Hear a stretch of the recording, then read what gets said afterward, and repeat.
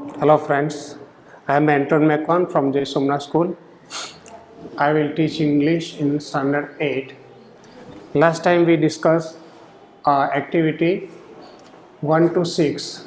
Now let us discuss activity 7 to 11. Now activity 7. A. Read the paragraph and answer the following questions. The elephant is the largest mammal on the earth. હવે largest superlative ડિગ્રીનો અહીં આગળ ઉપયોગ થયેલો છે અને મમલ animals that means કે મમલ that means સસ્તન પ્રાણી આંચળવાળું પ્રાણી. His weight is about 4989 kg. એનું જે વજન છે એ આટલું છે 4989 kg kilogram. He eats grass leaves fruits and બાર્ક્સ. Bark શબ્દ છે આપણી પાસે. બાર્ક એટલે કે વૃક્ષની જે છાલ આવે એને આપણે બાર્ક કહીએ છીએ. બીજો અર્થ છે ટુ બાર્ક એટલે ભસવું પણ થાય છે. એટલે મિત્ર ઘણી વખતે આપણે ગુજરાતી એક જ શબ્દ જાણતા હોઈએ અને બીજી જે વખતે એનો અર્થ જુદો હોય ને વાક્ય જુદું હોય તો આપણને મુશ્કેલી પડે. એટલે શબ્દ પ્રમાણે વાક્ય પ્રમાણે એના અર્થ કરવા એ વધુ જરૂરી છે. અહીં કહે છે કે હાથી જે છે ઘાસ ખાય છે, પાંદડા ખાય છે, ફ્રૂટ્સ દેટ મીન્સ ફળો ખાય છે અને ઝાડની છાલ ખાય છે. He spent 16 hours a day for eating. દિવસના જે 24 કલાક છે 24 કલાકમાંથી 16 કલાક તે ખાવા માટે જ પસાર કરે છે. He eats 224 kg of food per day. એક દિવસનું 224 કિલોગ્રામ વજન એટલે કે ખાવાનું એને જોઈએ છે. The adult animal is called a bull. હવે એડલ્ટ એટલે પુખ્ત એટલે કે એનું જે વજન જે છે એ પુખ્ત વયનું જે વજન છે એ લગભગ એનું એને શું કહેવામાં આવે છે? બુલ કહેવામાં આવે છે. હી કે the adult female is called એ કાવ. અને જે મેલ દેટ મીન્સ નારી જાતિ એટલે કે નર હાથી જેને કહેવાય અને ફિમેલ દેટ મીન્સ નારી જાતિનું દેટ મીન્સ કે નારી હથણી કહેવાય, આપણે હાથણી કહીએ છીએ. તો એને શું કહેવામાં આવે છે? કાવ કહેવામાં આવે છે. The baby elephant is called A calf. અને જે નાનું બચ્ચું છે એનું છે એને કાફ કહેવામાં આવે છે. His eyesight is poor. હાથીની જે જોવાની દ્રષ્ટિ જે છે જોઈ શકે એટલે દૂરનું બહુ જાજુ જોઈ શકતો નથી, લાંબા અંતરનું જોઈ શકતો નથી. He can smell from 3 to 5 kilometres અવે. ટુ સ્મેલ દેટ મીન્સ કે સૂંઘવું. હા, એટલે કે હાથીની જે સૂંઘવાની જે શક્તિ છે એ જબરજસ્ત છે. 3 થી 5 કિલોમીટર દૂર હોય તો પણ એની ગંધ આવી જાય છે એટલે એને વાસ પારખી શકે છે. He has the largest brain in the animal Kingdom. પ્રાણી જે સૃષ્ટિ છે પ્રાણી સૃષ્ટિની અંદર સૌથી મોટું જે મગજ ધરાવતું હોય તો એક આ હાથી છે. એને સૌથી મોટું મગજ છે, મતલબ કે મગજ એનું સૌથી મોટું છે. He sound is referred as grunt or blows, whistles and trumpeting. હવે જો હાથી જે બોલે છે એના જુદા જુદા નામ આપવામાં આવ્યા છે મિત્રો. માત્ર આપણે એક જ અત્યાર સુધીમાં જાણતા હતા કે ટ્રમ્પેટ એટલે કે હાથીનું બોલવું, પણ એના જે અવાજ જે કરે છે જુદી જુદી પ્રકારના છે. એમાં પહેલાં છે કે ગ્રન્ટ કહેવામાં આવે છે, બીજું કહે છે પર, ત્રીજો છે બ્લોઝ અને વિસલ અને ટ્રમ્પેટ. આટલા એના છે. એટલે ક્યારેક ક્યારેક તમને એના સમાનાર્થી શબ્દ તરીકે પણ પૂછવામાં આવે કે હાથીનો. આમાંથી કોઈ પણ તમને પૂછી શકાય છે ક્યારેક. એટલે આટલા આપણા હાથીના વિશેના અવાજ વિશે જાણવું જરૂરી છે. His life span is up to 70 years. એના જે આ જીવનકાળ જે છે એટલે કે એનું આયુષ્ય જે છે એ આયુષ્ય એનું 70 વર્ષનું છે. Elephant trainer is called mahout. એને જે તૈયાર કરનાર છે, હાથીને જે ટ્રેનિંગ આપનાર માણસ છે એને આપણે મહાવત કહીએ છીએ. Elephants can hear by feeling the vibration in the ground with their feet. હવે આપણે એમ સાંભળીએ છીએ કે કાનથી સાંભળે છે, પણ ખરેખર હાથી વિશે એક જુદી જ નવીનતા છે કે હાથી એ કાનથી સાંભળતો નથી, પણ જમીનની અંદર જે ધ્રુજારી થાય છે અને એના કારણે પગ દ્વારા પોતે એનું સાંભળી શકે છે, એટલે કે શું કહેવા માગે છે એ જાણી શકે છે. Now questions and answers. What is, હવે તમને કોમ્પ્રિહેન્શનમાં પણ આ ફકરો પૂછી શકાય છે.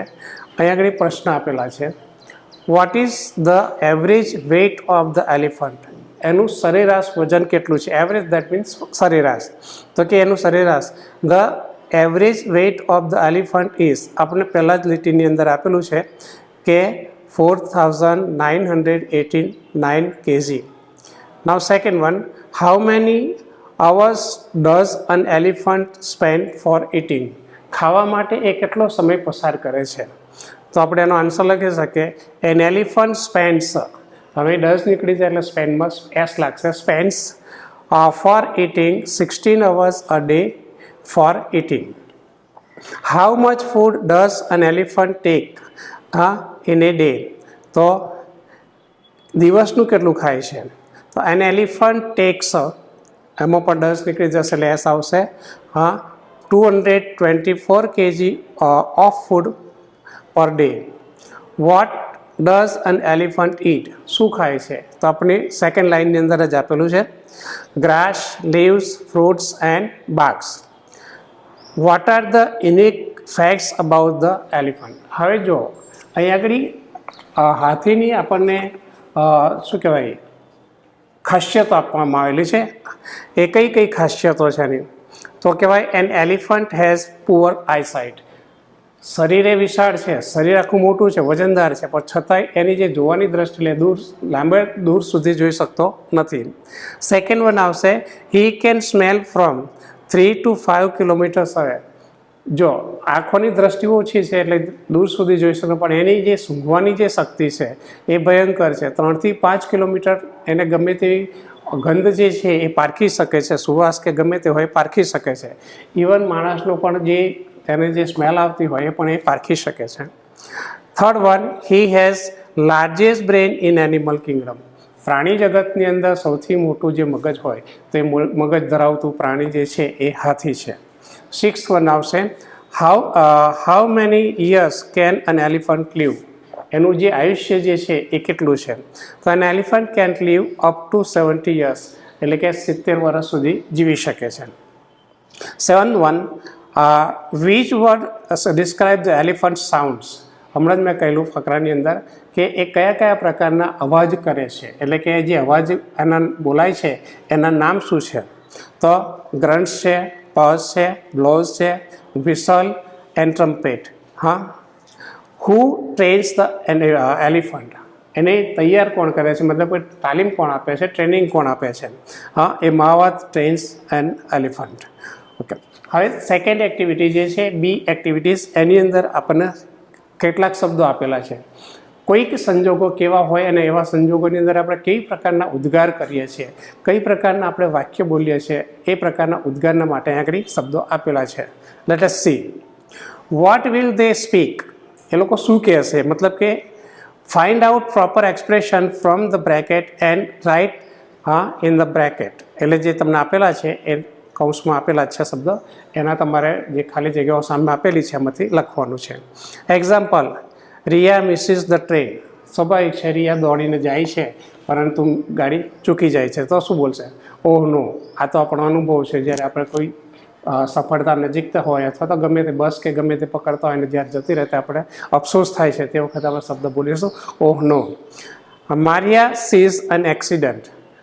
આ આગળના વિડીયોઝની અંદર પણ મેં કીધેલું છે આપણે એક્સક્લેમેટરી સેન્ટન્સની અંદર કે આપણે જ્યારે કોઈક અકસ્માત જોઈએ છે ત્યારે આપણા મોંમાંથી એક પ્રકારનો ઉદ્ગાર નીકળી જાય છે, આપણા દિલમાંથી એક ચિત્કાર નીકળે છે, કહો છો ઓ ગોડ.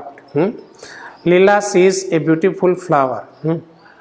How beautiful. સ્વાભાવિક છે, આકર્ષણ થાય. ફૂલો સરસ મજાના, મેં આગળના વિડીયોમાં કીધેલું છે કે સરસ મજાનો ગુલાબનો બગીચો હોય એટલે આપણે જોઈએ એટલે આપણે તરત જ બોલી ઉઠીએ છીએ. કોઈ સુંદર દ્રશ્ય જોઈએ તો પણ આપણે કહી શકીએ છીએ how beautiful. Third one, Asha gives a good idea. Asha કોઈ બાબત હોય ને ચર્ચા કરતા હોય એનામાં સરસ મજાનો કોઈ આઈડિયા બતાવે છે તો આપણે જોઈ શકીએ છીએ, તો આપણે એમાં શું આપીશું રિસ્પોન્સમાં? What wonderful idea. What a wonderful idea. પછી fourth one, Jigar wins the race. હવે જ્યારે આપણે રેસ જીતીએ અથવા તો કોઈ પણ પ્રકારનો આનંદ ખુશી થઈ જાય, જીતો આવે છે તે વખતે આપણને એકદમ આનંદ થઈ જાય છે, અને આનંદ થાય છે તે વખતે આપણે કહે બ્રાવો. હા. ફિફ્થ વન, જોયા seize A ડાયનોસોર્સ pictures.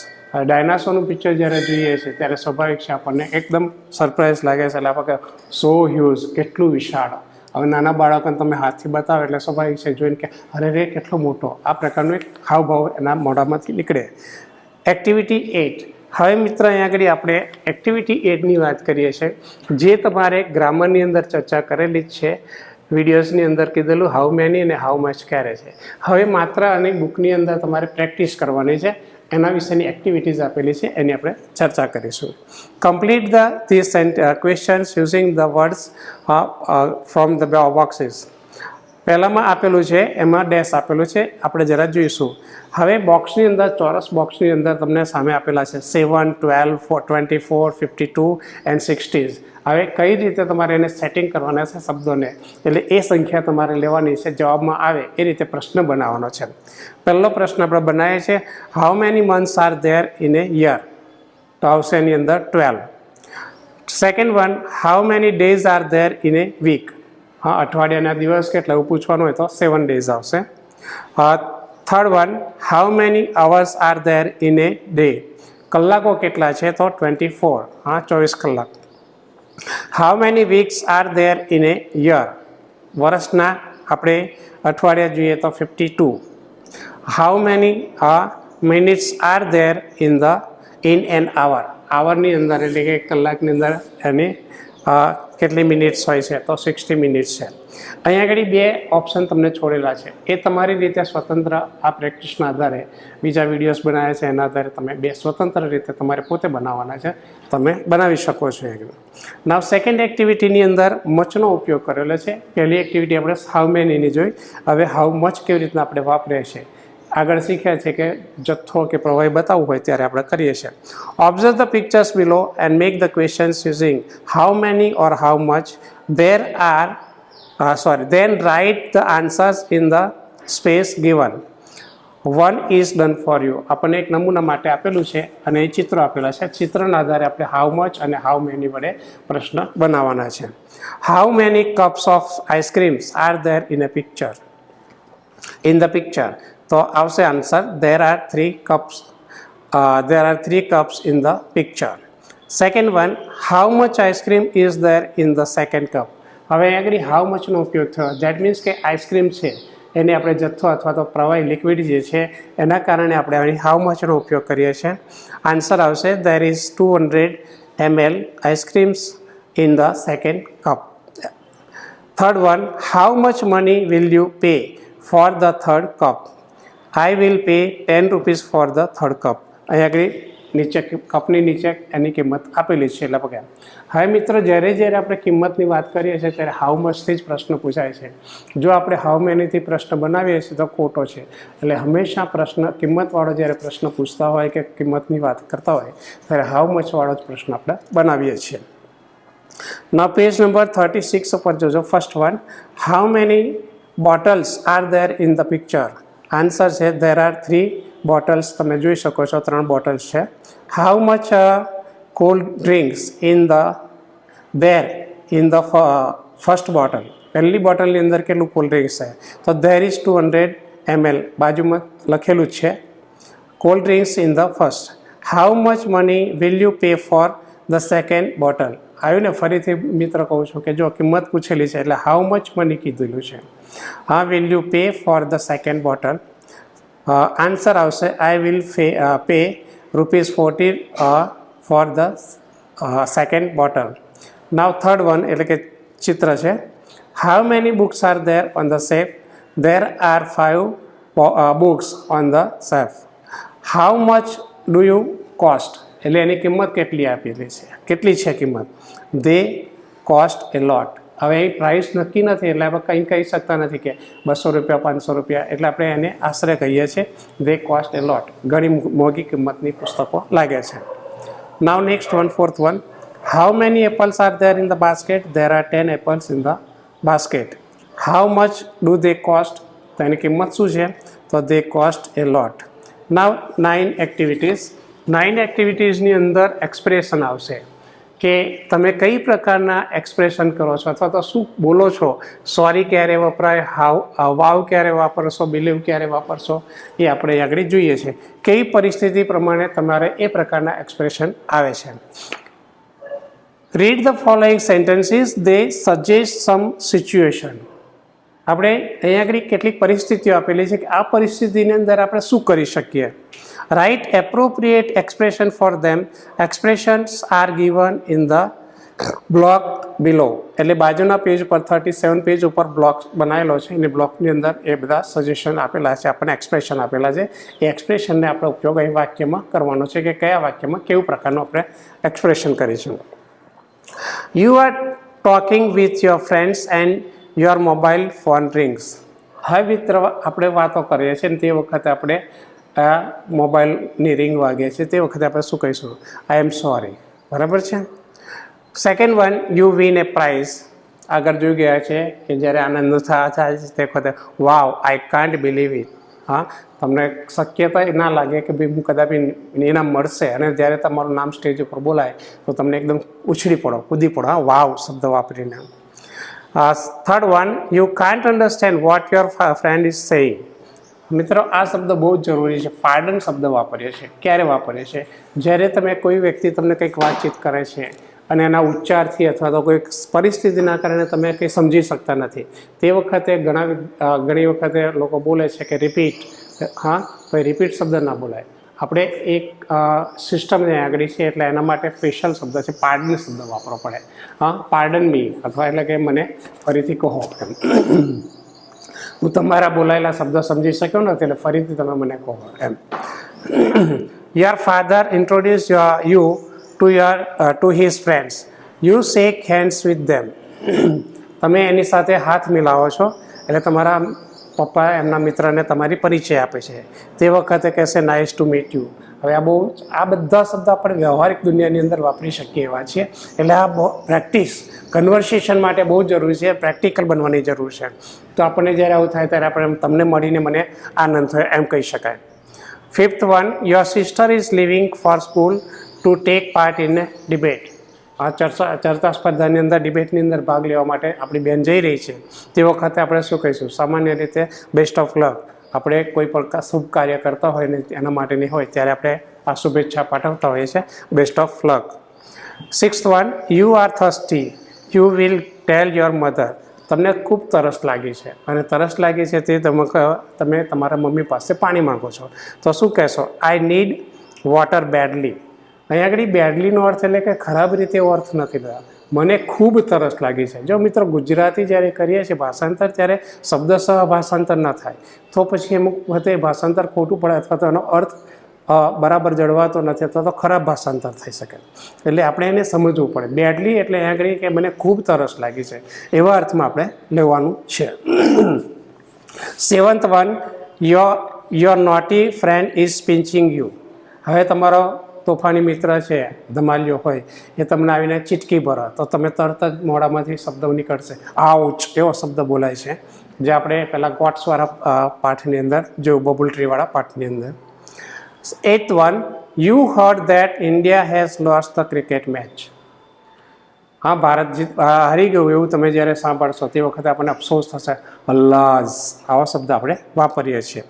You see the Taj Mahal. હવે સ્વાભાવિક છે, તાજમહલ એક બહુ ખૂબસૂરત તસવીર, મતલબ કે મોન્યુમેન્ટ છે, એટલે કે ઇમારત છે, એટલે આપણે એના વિશે જોઈશું એટલે તરત જ આપણને લાગશે હા, how beauty, how wonderful. Sorry.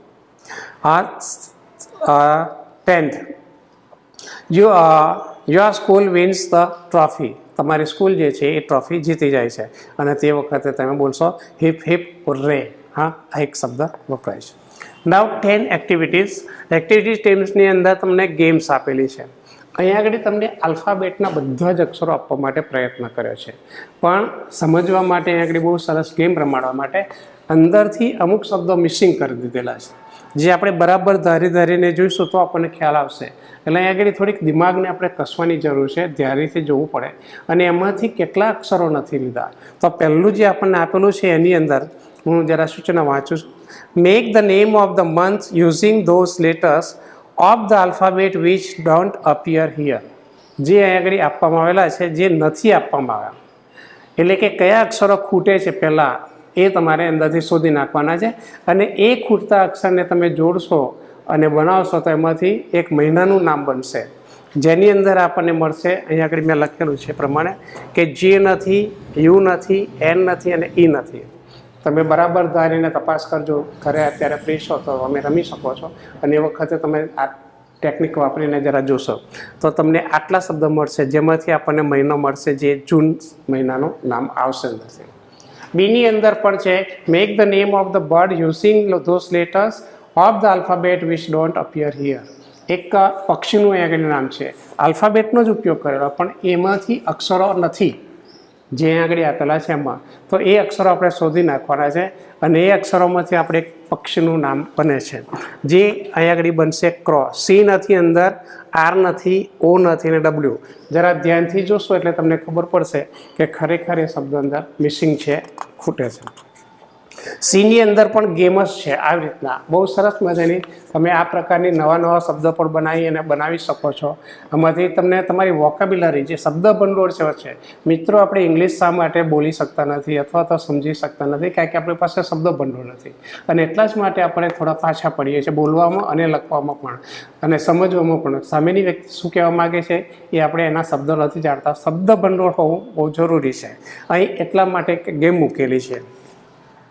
Learn to make a word cone, એટલે કે કોન બનાવવાનો છે, વર્ડ કોન. જેમ કે every top of the bottom should consist of complete words, consist of letters rearrange from the previous words with a one letters dropped every time.